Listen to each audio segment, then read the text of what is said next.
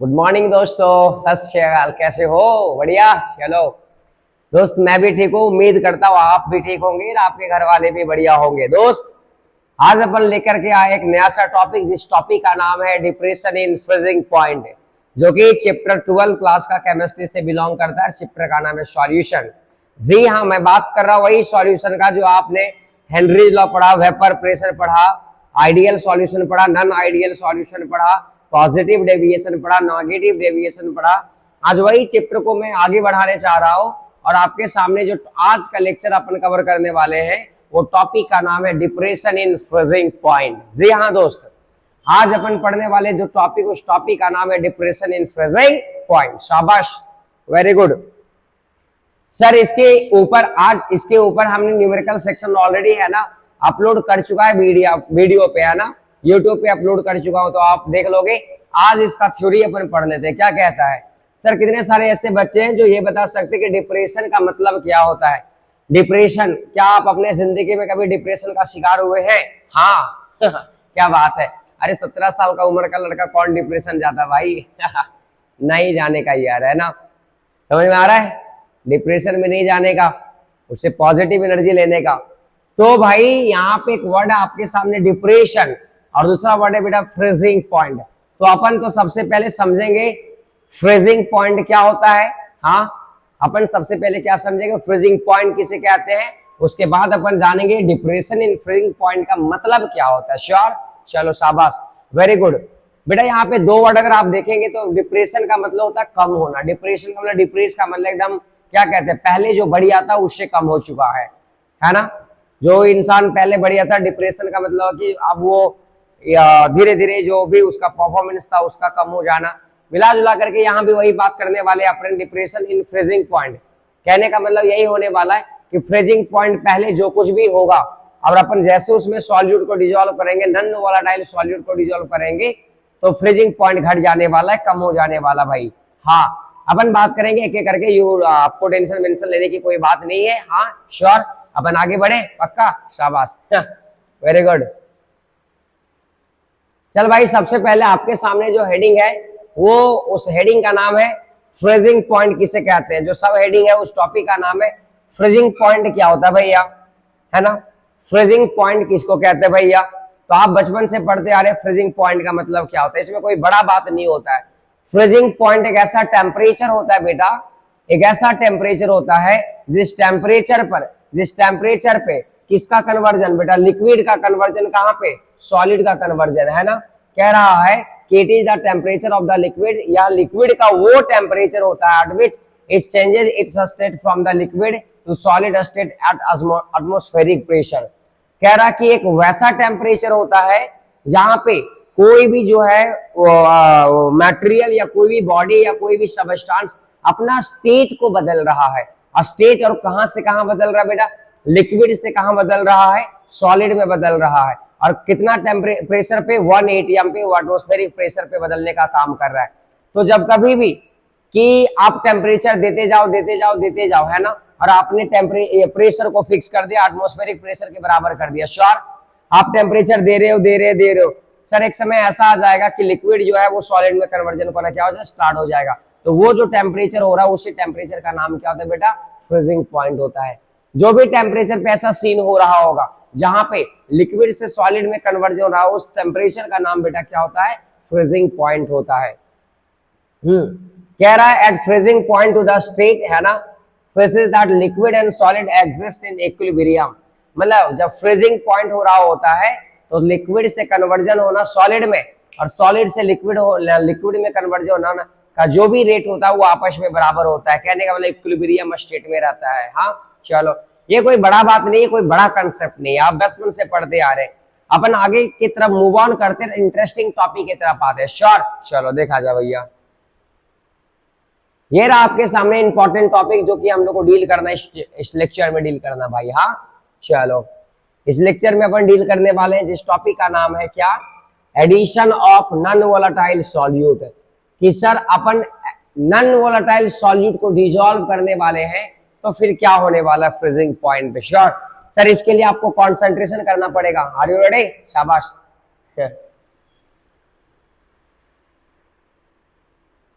चलो भैया, सर आपने क्या करा, आपने एक बीकर लिया भैया, आपने एक बीकर लिया, एक और बीकर तूने लिया भैया, आपने 2 बीकर लिया। कितना बीकर लिया दोस्त? 2। समझ में आ गया? सर एक बीकर में तूने क्या करा, एक बीकर में तूने क्या करा कि प्योर लिक्विड को हम लोगों ने रख दिया भैया, प्योर लिक्विड। सर ये आपके सामने क्या रहा? प्योर लिक्विड रहा। अरे कोई लोग बताओ ये क्या रहा भैया? प्योर लिक्विड रहा। इस प्योर लिक्विड को अपन क्या कह सकते हैं बेटा? सॉल्वेंट भी कह सकते हैं। हाँ या ना? कुछ तो बोलो। अरे हाँ या ना? शाबाश।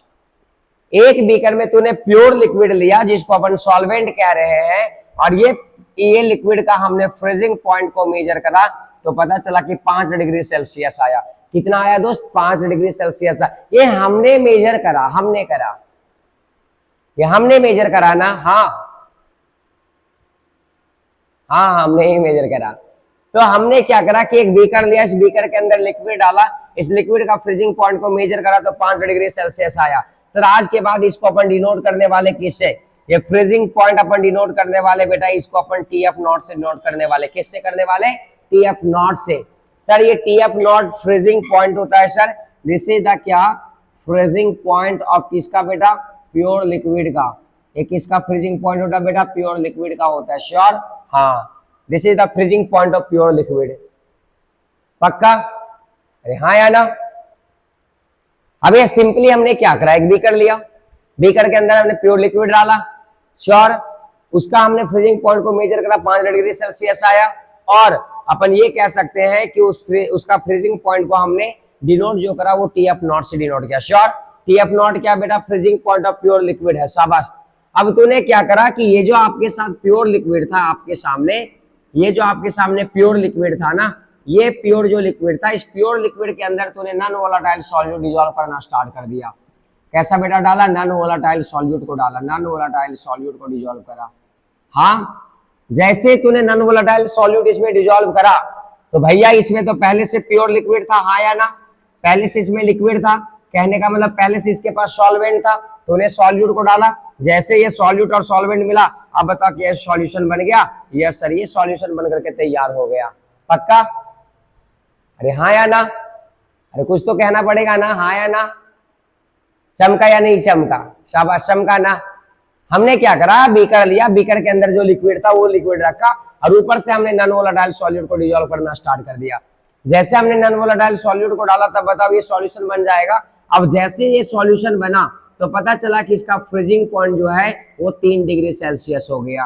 पहले कितना था बेटा? 5 डिग्री सेल्सियस था, अब कितना हो गया? 3 डिग्री। अब बताओ मेरे को फ्रीजिंग पॉइंट घटा या बढ़ा? अब बताओ मेरे को फ्रीजिंग पॉइंट घटा या बढ़ा? देखना, घट गया, 3 डिग्री सेल्सियस हो गया। कहने का मतलब 2 डिग्री सेल्सियस क्या हो गया? घट गया भैया, है ना? घट गया ना? शाबाश। सर आज जो अपन सॉल्यूशन का फ्रीजिंग पॉइंट आता है इसको अपन डिनोट करने वाले टीएफ से। माफ करना, इसको हम कलर बदल रहे, इसको अपन ब्लैक से लिख रहे, इसको अपन डिनोट करने वाले किससे बेटा? टीएफ से। कोई बता सकता है टीएफ क्या है? Yes sir, TF is the freezing point of solution and TF not is the freezing point of pure liquid. क्या हाँ या ना? अरे हाँ या ना? यहां तक किसी को तकलीफ है क्या? अब बताओ कि तूने नॉन वोलेटाइल सॉल्यूट को जैसे ही डाला, नॉन वोलेटाइल सॉल्यूट को जैसे तूने डाला, तो आप हमको ये बताओ कि फ्रीजिंग पॉइंट बढ़ा या घटा? घटा ना? 3 डिग्री। पहले कितना था? 5, अब कितना हो गया? 3। कितना डिग्री से घट गया? 2 डिग्री से सेल्सियस से घट गया भैया। अब सवाल याद रखना है कि जैसे ही अपन नॉन वोलेटाइल सॉल्यूट को इसके अंदर मिलाएं तो पता चला कि फ्रीजिंग पॉइंट सॉल्यूशन का घट गया है, और फ्रीजिंग पॉइंट सॉल्यूशन को अपन टीएफ से डिनोट करने वाले हैं, और प्योर लिक्विड को टीएफ नॉट से डिनोट करने वाले। श्योर? चलो ये पॉइंट को आप जल्दी से स्क्रीनशॉट कर लेंगे, फिर अपन आगे समझाते हैं जल्दी।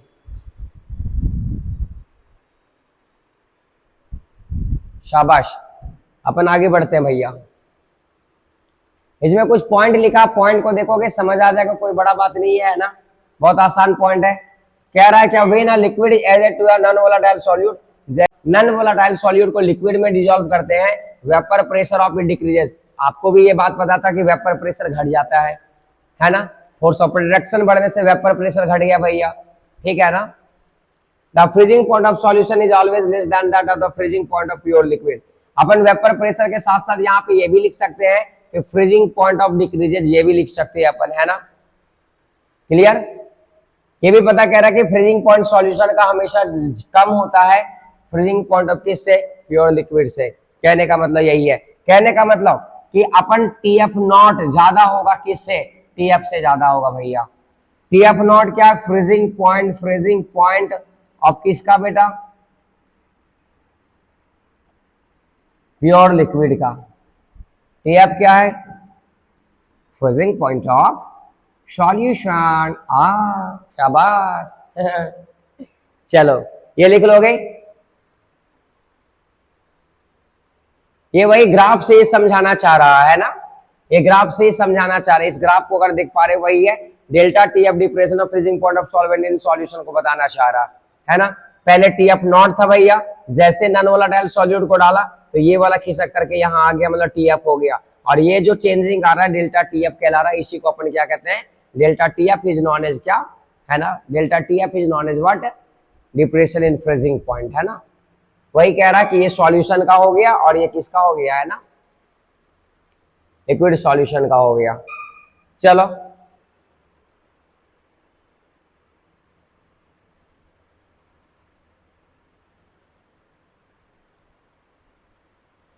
अब अपन आते हैं यहाँ पे मेन टॉपिक की तरफ। जेईई मेंस का, नीट का सबसे फेवरेट टॉपिक यहाँ से भी बनाता है। अब आते हैं एक्चुअली में डिप्रेशन इन फ्रीजिंग पॉइंट क्या होता है। तो कहता है क्या, it is defined as the difference in the freezing point of pure liquid to the freezing point of solution. कहने का मतलब कि डिप्रेशन इन फ्रीजिंग पॉइंट को अपन डिनोट करते बेटा डेल्टा टीएफ से करते हैं, और ये टीएफ जो होता है, डेल्टा टीएफ जो होता है वो टीएफ नॉट माइनस टीएफ होता है। यही तो है भैया, दिस इज कॉल्ड क्या, डेल्टा टीएफ को ही अपन क्या कहते हैं, डिप्रेशन इन फ्रीजिंग पॉइंट। इसी को अपन डिप्रेशन इन फ्रीजिंग पॉइंट कहते हैं भैया, ये वाला।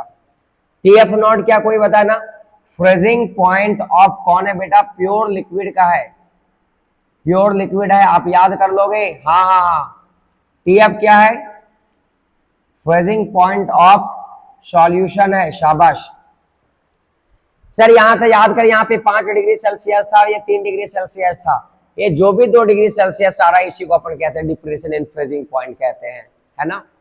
डिफरेंस है ये, फ्रीजिंग पॉइंट का डिफरेंस है, सॉल्यूट का मतलब कहने का मतलब प्योर लिक्विड का, फ्रीजिंग पॉइंट माइनस सॉल्यूशन का कर देंगे, you will get the depression in freezing point. शाबाश चलो अपन आगे की तरफ मूव करते हैं। कुछ नहीं बात कर रहा है यहाँ पे, अगर देखोगे आप तो आपके सामने कोई बड़ा बात नहीं है, कह रहा है TF not be the freezing point of pure solvent, already अपन जानते हैं। एक सेकंड आ रहे,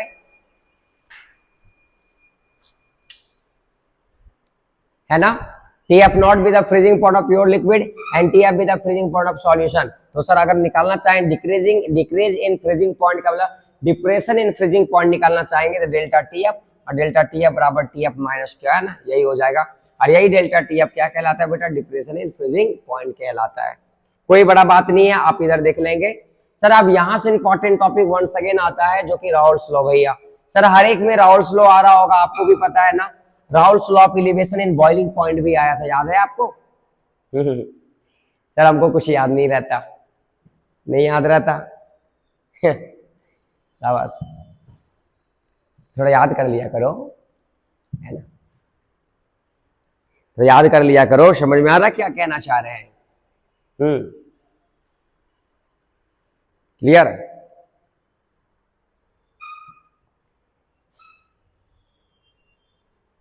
चलो कह रहा Raoult's law of depression in freezing point के बारे में कह रहा है, according to Raoult's law of dilution solution, अपन तो यही पढ़ रहे। सर ये डेल्टा टीएफ, कोई बताना डेल्टा टीएफ का मतलब depression in freezing point is directly proportional to molality of solution, है ना, यही तो है। Delta TF is directly proportional to molality of solute in the solution. Sir ये ऑलरेडी अपन जानते हैं सर, ये फॉर्मूला हम लोग ऑलरेडी पढ़े हैं सर, वहां पे याद कर, यहाँ पे डेल्टा टीबी हम लोग पढ़े थे, delta TB is directly proportional to M, याद आ रहा है। Yes sir. सर ये जैसे प्रोपोर्शनल के साइन को हटाएंगे तो आपके सामने यहाँ पे कुछ हम बताना चाह रहे हैं, आप यहाँ पे इस स्लाइड को देखोगे भैया गौर से, ठीक, इस स्लाइड को थोड़ा देखोगे भाई जी, और थोड़ा बारीकी से देखोगे।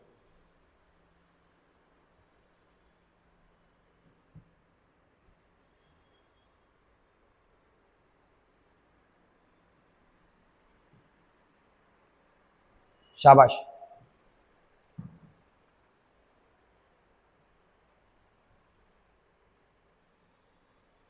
है ना।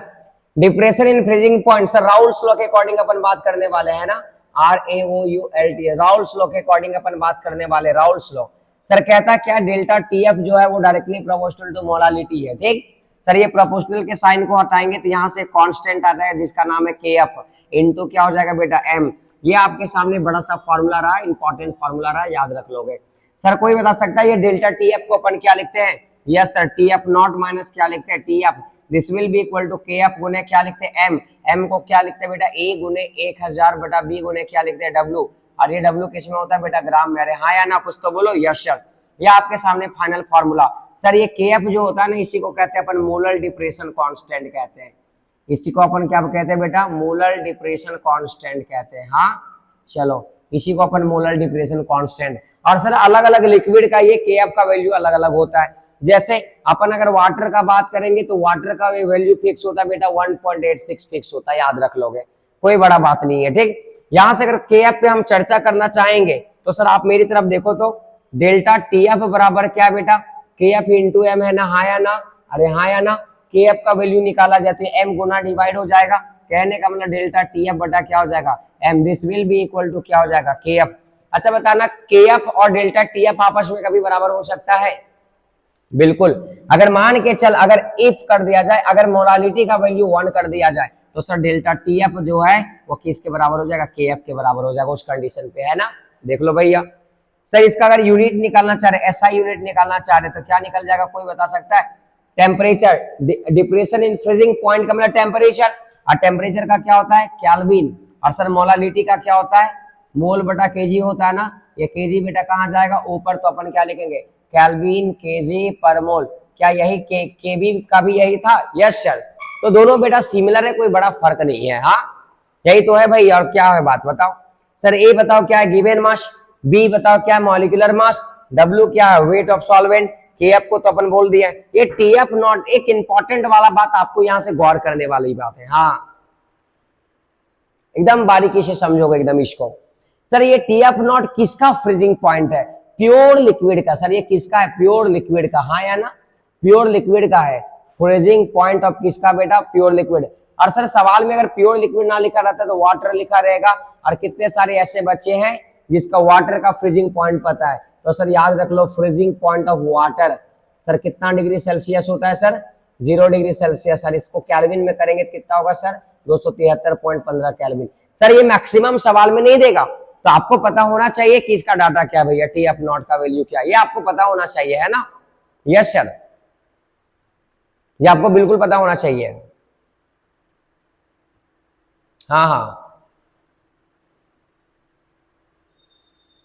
चलो,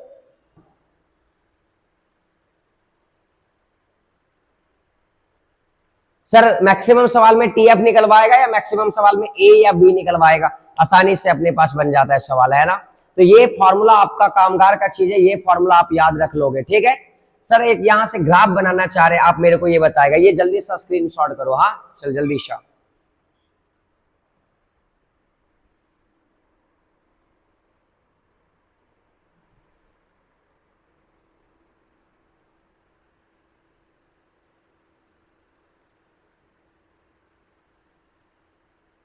रेडी, शाबाश। सर इसको हम फिर से एक बार ग्राफ एक बताना चाह रहे हैं आपके सामने, थोड़ा गौर से देखोगे सर कितना सुंदर सा ग्राफ है आपके सामने। सर अपन जानते हैं ना, ये डेल्टा TF बराबर अपन जानते हैं KF इंटू M होता है, हाँ या ना। इसको सर अपन तोड़ेंगे तो किस में टूटेगा, TF नॉट माइनस TF में टूटेगा। This is equal to KF into क्या होगा, M होगा। सर ये TF को उधर भेज दे तो क्या हो जाएगा, प्लस हो जाएगा। तो अपन क्या लिखेंगे बेटा बताओ, TF नॉट बराबर क्या लिखेंगे, KF M प्लस क्या लिखेंगे, TF लिखेंगे। सर देखो तो ग्राफ के लिए इक्वेशन आ चुका है, हाँ या ना। यस सर, ग्राफ के लिए इक्वेशन आ चुका है। ये क्या हो गया बेटा Y, ये क्या हो गया बेटा M, ये क्या हो गया बेटा X, और ये प्लस क्या हो गया C हो गया।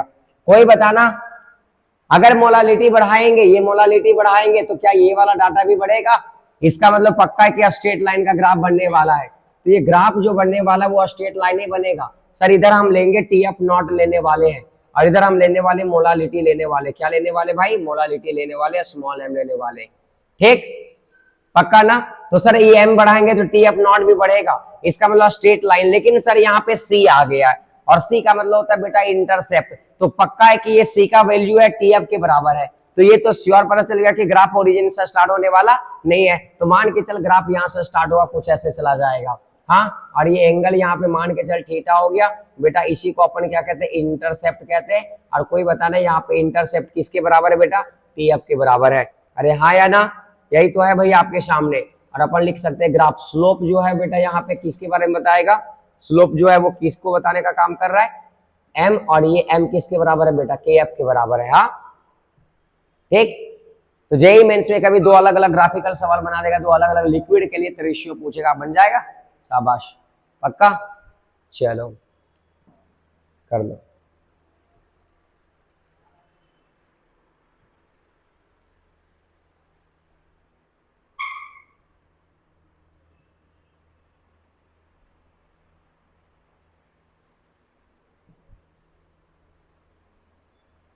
चलो रेडी, शाबाश। सर यहाँ पे कुछ कुछ का वैल्यू दे रखा है, जैसे कि बॉइलिंग, ये लिक्विड एनसीईआरटी का डाटा आप याद कर लोगे तो ठीक है, अदरवाइज सवाल में दे ही देता, आपको टेंशन वेंशन लेने वाला बात नहीं। जैसे सॉल्वेंट दे दिया, बॉइलिंग पॉइंट दे दिया है, केवी दे रखा है, फ्रीजिंग पॉइंट दे रखा है, और उसका के एफ का वैल्यू दे रखा भैया। हाँ चलो याद रख लोगे। सर वाटर का बॉइलिंग पॉइंट 373.15, उसके लिए केवी का वैल्यू 0.52, इसका फ्रीजिंग पॉइंट 273.0 और इसका केएफ का वैल्यू 1.86। इसीलिए इथानॉल का भी वैल्यू इतना होता है, ये याद कर लोगे। ये ज्यादा इथानॉल का और वाटर का याद कर लो ना, बाकी कोई बड़ा, अरे एक बेंजीन का, बाकी कोई कामगार चीज नहीं है, ऐसे एनसीईआरटी में डाटा दे रखा है ना। तीन आप याद कर लोगे, काम का चीज है वही। चलो अपन कुछ न्यूमेरिकल्स देख लेते हैं। आपके सामने एक न्यूमेरिकल्स दे रखा है यहाँ पे, आप देख लो भाई।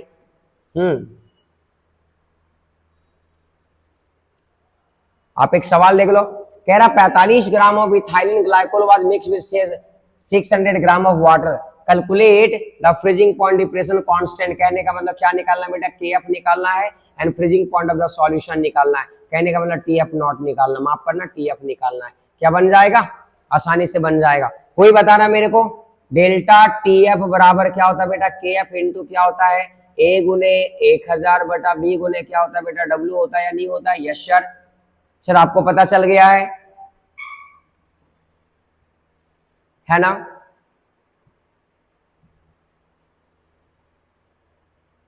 बताओ गिवन मास कितना बेटा, 45 ग्राम है। इसका मॉलिक्यूलर मास आ जाएगा, बी आ जाएगा, डब्ल्यू आ जाएगा कितना, 600 ग्राम में आ जाएगा, है ना।